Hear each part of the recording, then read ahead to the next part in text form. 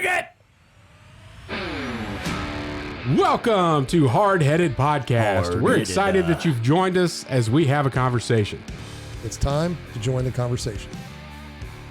Welcome to another episode of Hardheaded. I don't know, you're supposed to be pounding on the table. It kind of makes a noise when everybody's listening Does to it? the audio. Well, at least it's not doing the cricket thing now. When I pound it, it's not setting off the soundboard. Different table. But I'm Matt Amos, your host. With me as always, Chet Sears, Troy Trussell. Yo. Today we've got what's on Chet's mind. Our top three category for today is the top three pieces or words of advice for first-time hunters. Troy's going to bring us the good word. So kick it off with Chet. What is on your mind? Back by popular demand. Oh, man. Things I just don't get. I mean, oh, yay. All right. That's what our audience is doing right now. Yay. Our audience is doing that right now. Like, oh, this is so much fun. I love it. They've been on pins and needles. They've been waiting for this day. One of the things I don't get, emotional support dogs that have to go with people into places where normal dogs can't go, and it's not really a service dog. I don't get it. People, you need to just live life without a dog unless you truly need a service dog. Don't carry around your little schnitzel dog because you need the emotional support. Look, it's either a service dog. Man, you're making fun of old ladies here. I don't like it. It's either a service dog or it's not. I'm tired of going into places and seeing all these dogs. What do you got against dogs, man? I don't want to see dogs that are lying about themselves being service dogs and they're really not. Happens in airports all the time now. They have no clue. It's their owner. Well, they should bite their owner because they know dogs know good people and not good people. They know. So anyway, I don't get it. Quit doing it, people. I don't get. Tell me if this gets you mad. It doesn't get you because you don't live in a neighborhood with all these trash cans everywhere. Because I don't have legs. All right, there are people that the trash day, right? There's these trash day people. And I feel that the people that pull their trash cans back immediately after they're dumped feel like they hate people that don't pull their trash cans back immediately after they're dumped. Maybe even wait till the next morning after. I feel you. But what I don't get is those same people put out their trash 24 hours earlier than it needs to be. So they violate just as much as the other trash people do, but they do it ahead of the truck instead of after the truck. I just don't get that. Don't be all pious with your trash cans and putting it out there 24 hours before it gets picked up. My neighbor does that. That is one of my neighbors. I don't get it. I don't have that problem. We may put our trash cans out and pick them up a week later. More power to you, but don't be one of those that's like, I'm putting it out and then I'm going to shun everybody who doesn't take it up immediately. I don't even pay attention to my neighbor's trash cans. It is a business. Plus or minus. It's not if you're just late, it's a big deal. It's a big deal if you're that early, in my opinion. I don't want to see your trash can on a Thursday if trash pickup is on Friday afternoon. I just shouldn't have to see it. That's what I don't get. Number 3 of things I don't get in today's podcast. Crazy people, city people that show up in the wild and approach wild animals as if nothing's going to happen. In the wild.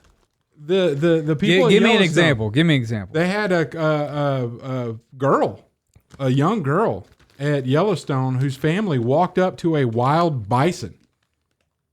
And she got gored. What were they doing that for? Because it's like they think they're at a petting zoo when they're in the wild. It's I don't get people like that. Like, how can you be so disconnected from nature to not know that a wild animal is something you can't trust? Did the child I don't read the reports after that. I'm just like, I can't believe somebody's so stupid, and I move like, on. Idiot, and move on. Yeah, because if I read into that, I would think even more poorly of that family and the people that are like this. I just don't get it. I just don't get it. When I drove through Yellowstone on my way up to Montana, probably 4 years ago. 3 years ago. Was it 3 years ago? No, 4 years ago. Not with you. You and I went up there 3 years ago. Yeah, so 4 years ago. Or maybe it was that same year. Hey, move a little bit closer to that microphone while you chew those chips, Troy. Yeah, they're people with ears. that listen to this podcast I'm way over here, guys. and who are on this podcast. All right. That may destroy your ability to breathe. Somebody had been mauled by a bear because they just walked up Yeah. like, oh, look, a big freaking grizzly bear. Yeah. I mean, and they had, What did it do again? it got him. That's why they call them bears. I mean, there was the ambulance and they were Yeah. loading this person. This person got tore up. Stupid ought to hurt. I just don't I mean, get and that. it backed up traffic in Yellowstone for hours. That's our next T-shirt. What's that? Stupid ought to hurt. That's a maintenance guy I know who said that all the time. Dude, I love We it. could do it. We could do it.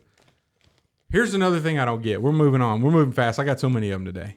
People that start a sentence, an answer to a question with yeah, no.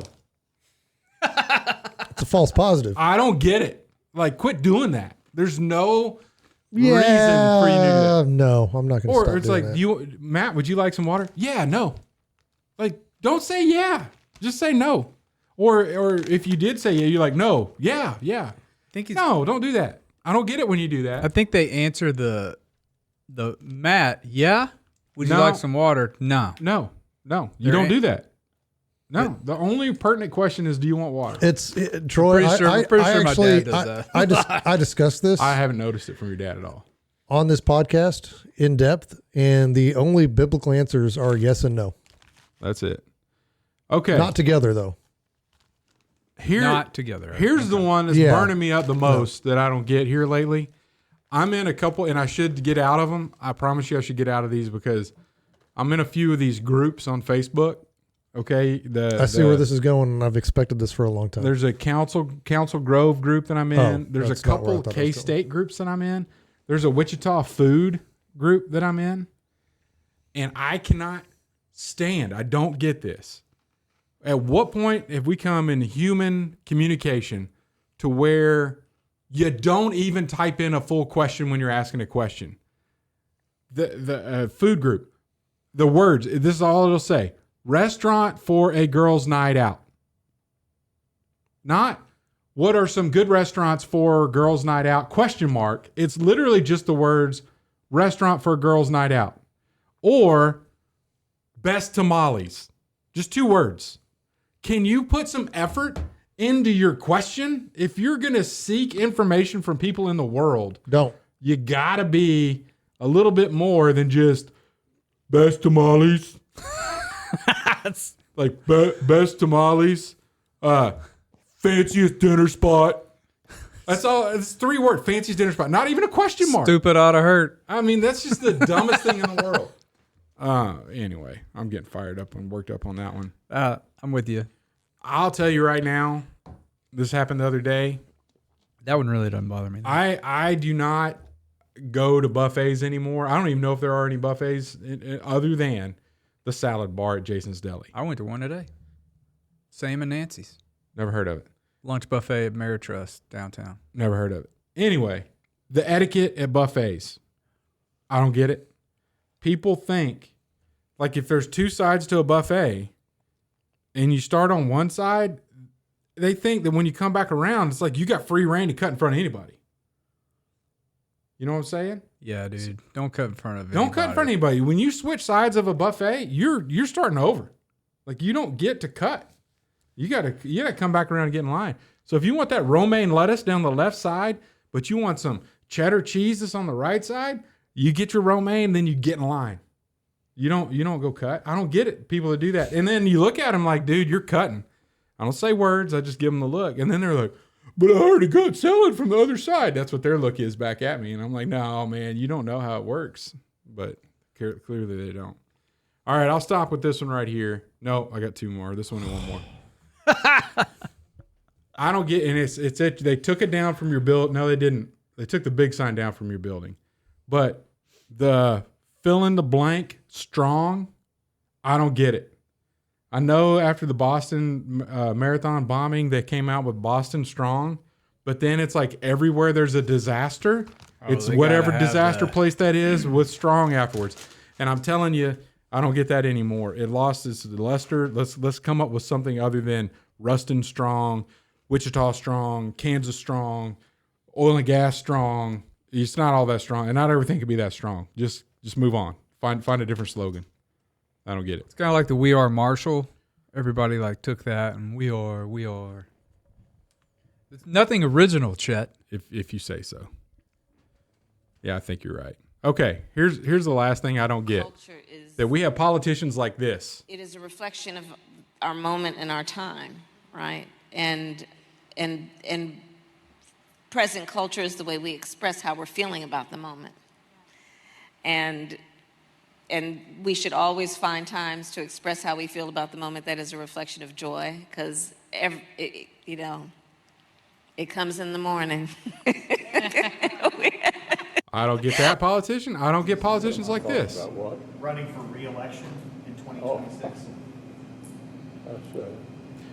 I've got to fill in the dead space here because Troy doesn't like dead air. But that's Mitch McConnell just staring blankly at the camera without being able to Did you hear the respond. question, Senator? Running for re-election in 2026?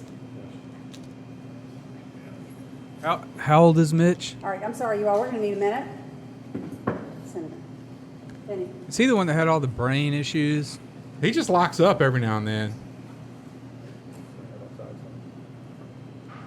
I wonder if he's vaccinated. And I don't get My politicians message like this. to the CEOs is, it's $74 million, collectively earning that. How many yachts can they need, to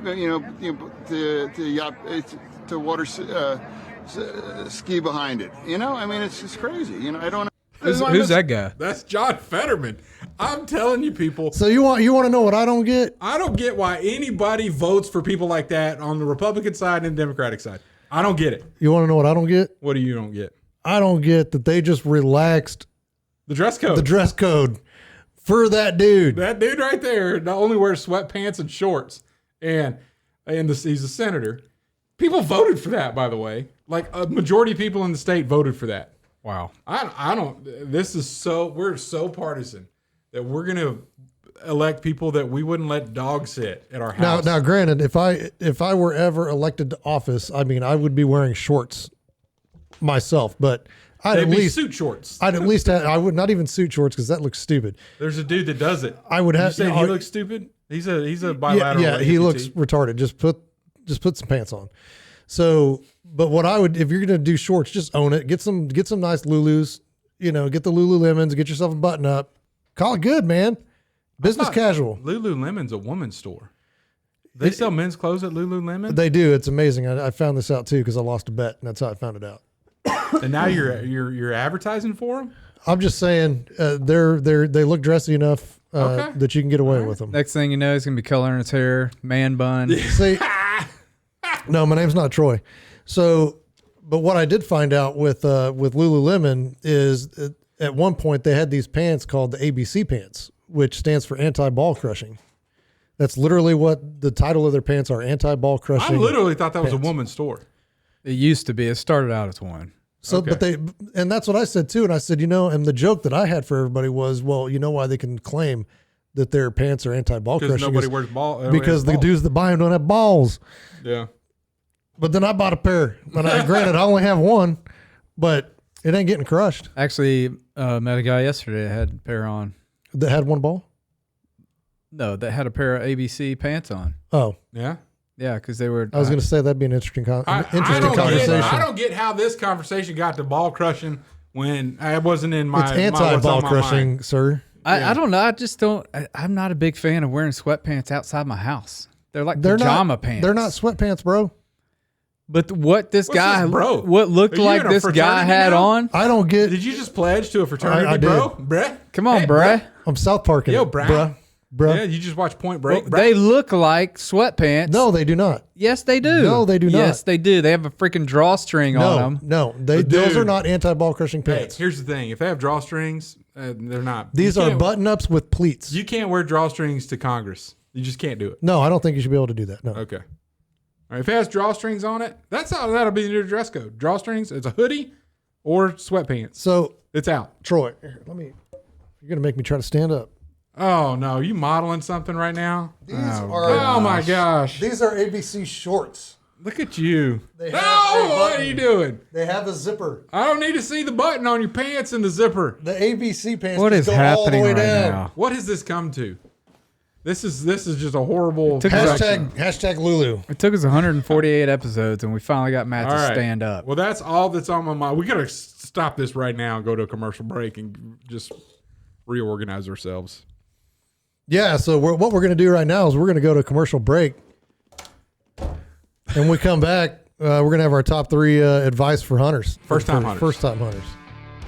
At Admiral's Pennant, our mission is to offer the latest and refined, high-quality masculine products and services to the modern gentleman, as well as provide him with the tools and products necessary to look, act, and feel confident in his appearance and social interactions.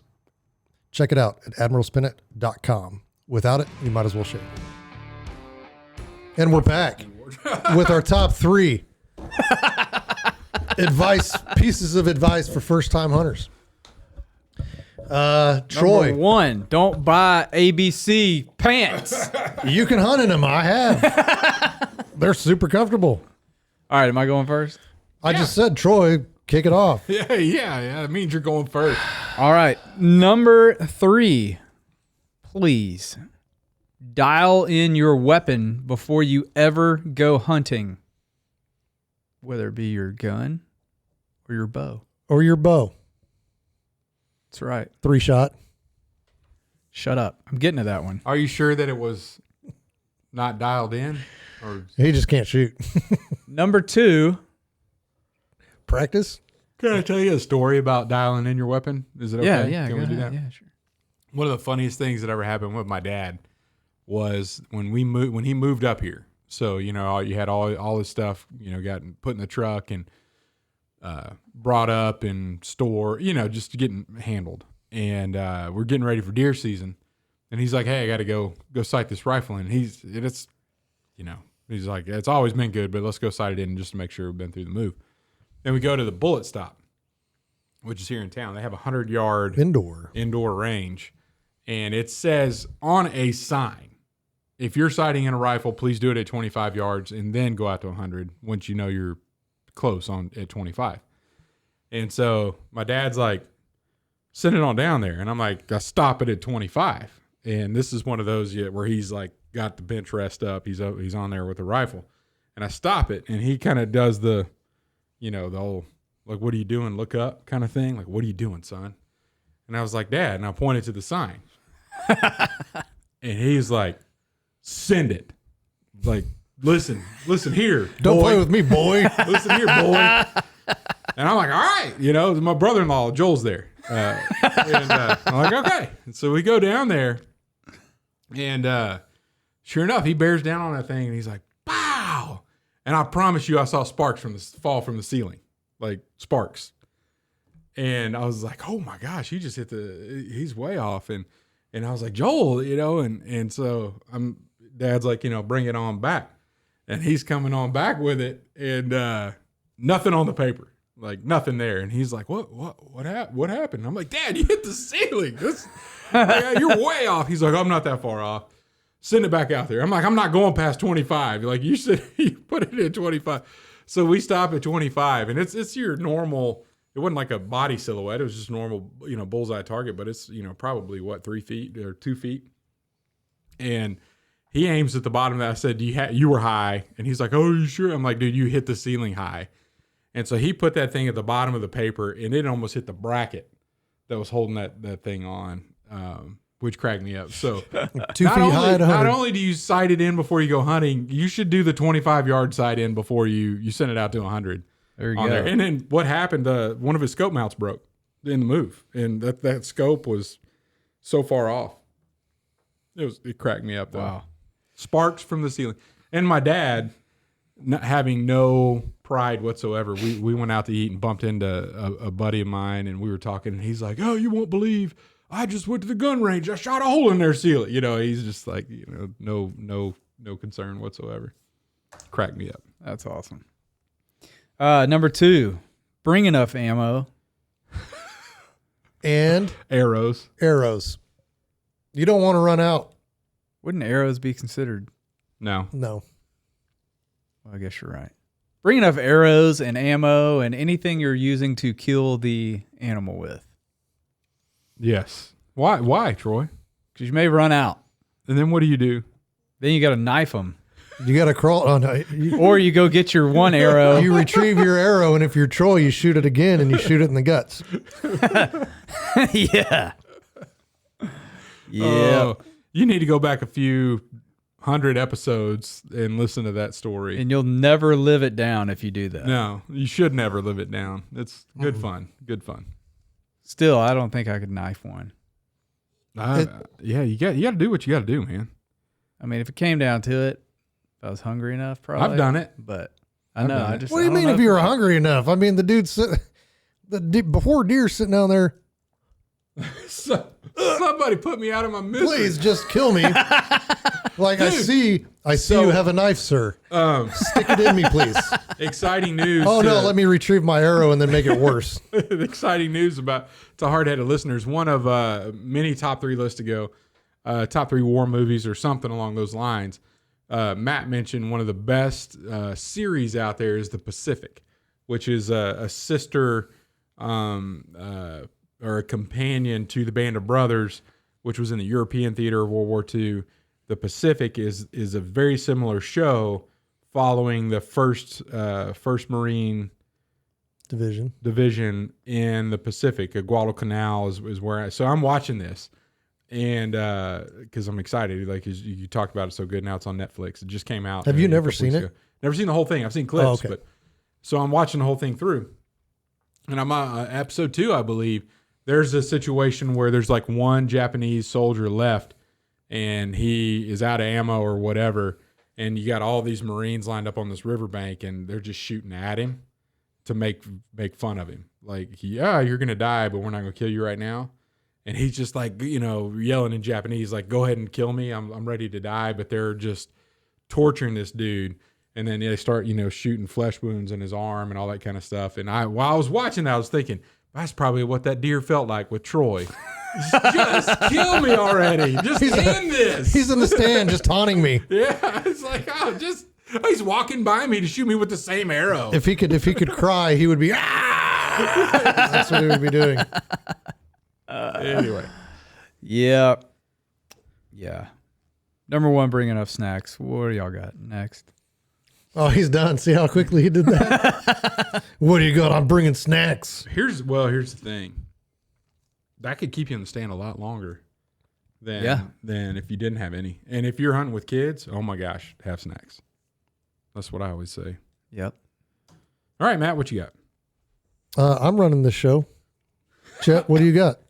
I'm just going to defer to you, Matt, and let you go. Number 3, don't buy gear. Ooh. Don't buy anything until you figure out on that first trip. Get with somebody and say, hey, what do you think I need to bring? Borrow it if you can until you find out what you really need, and then go buy that. You don't need the Sitkas, you don't need the Cryptex, you don't need any of that. People have been killing deer for years ever in a thick flannel. Yep. With a pair of tan pants. Yeah. Or blue jeans. Or some ABCs. ABC pants, I mean, they're not going to be warm enough. I can guarantee you that, but you can move. Yeah. If it's a warm weather hunt, heck yeah, wear those things because they also don't hold sweat. But yeah, don't buy anything right up front until you figure out if it's something that you're really going to get into and really going to be passionate about. Don't go spending a bunch of money on gear. You don't need it. Number 2, find a mentor. Find somebody that you can borrow that gear from. Find somebody that knows what they're doing, and doesn't just talk about it. Somebody that you can ask questions to, who has a wealth of knowledge about the subject. So like, hey, what shot should I use, or what ammo should I bring, or hey, I'm looking to get a little bit more serious. What caliber do you think I should use? But just somebody that knows what they're talking about when it comes to hunting. And that goes along with number 1.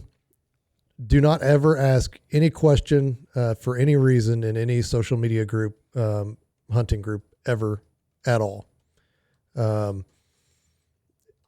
One, the simplest question, like, hey, where's everybody seeing doves?